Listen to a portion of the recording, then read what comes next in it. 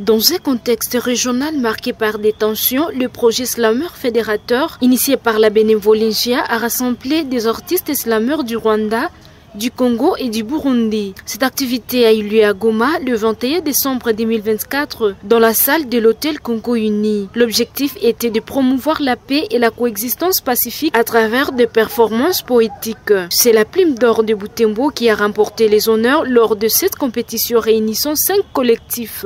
Gisle Kabouyaya dit Tam Tam, l'un des organisateurs, se réjouit de cette victoire, soulignant que ces prix récompensent l'engagement des artistes en faveur de la paix. Il a estimé que leur message a touché plus de millions de personnes.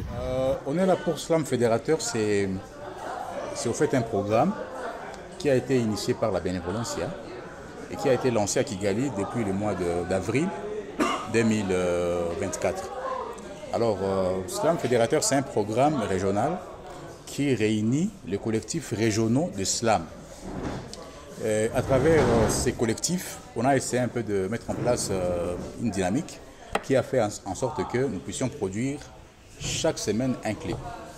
Et du coup, au bout, lorsqu'on est arrivé vers la fin de l'année, on s'est rendu compte qu'on a réalisé plus de 30 slams qui parlaient globalement de la paix et la cohabitation pacifique entre les communautés des Grands Lacs. On était en partenariat avec des chaînes, des médias classiques et des médias aussi traditionnels, notamment les télévisions. Voilà. Partout là-bas, on diffusait nos slams et on s'est rendu compte qu'à l'issue du projet, on est arrivé à atteindre plus d'1 million de jeunes.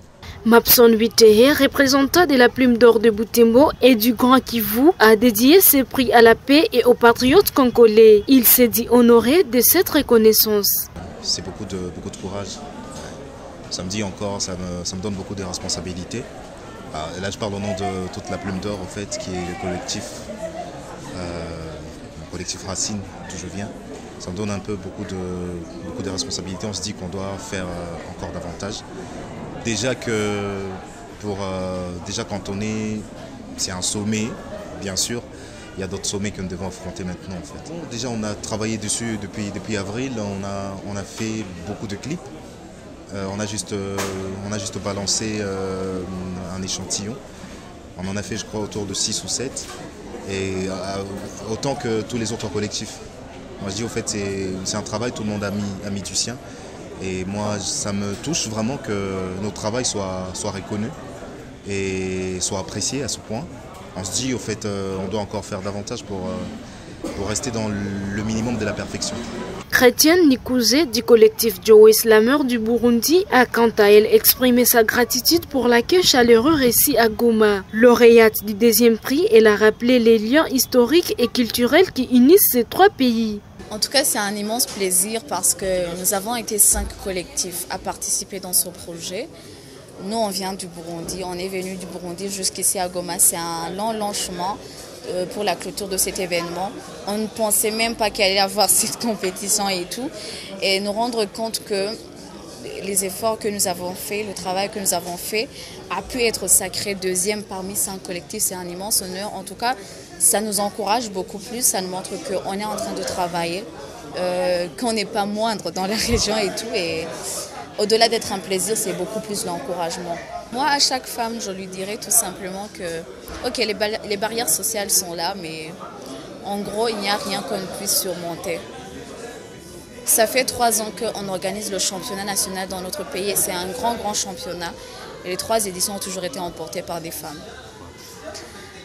Donc, quand une femme elle a quelque chose à dire, vu qu'on a grandi dans une société où la femme ne parle pas normalement beaucoup, quand elle a quelque chose à dire et qu'on lui donne l'occasion, son message il va loin, il touche beaucoup plus de cœur qu'un homme. Donc, je dirais tout simplement à la femme que ce qu'elle porte, ça peut être un remède dans une société remplie de malades. Il faut tout simplement qu'elle fasse le pas pour servir sa communauté. La poésie, souvent considérée comme un art individuel et introspectif, elle joue également un rôle essentiel dans le renforcement de la cohésion régionale.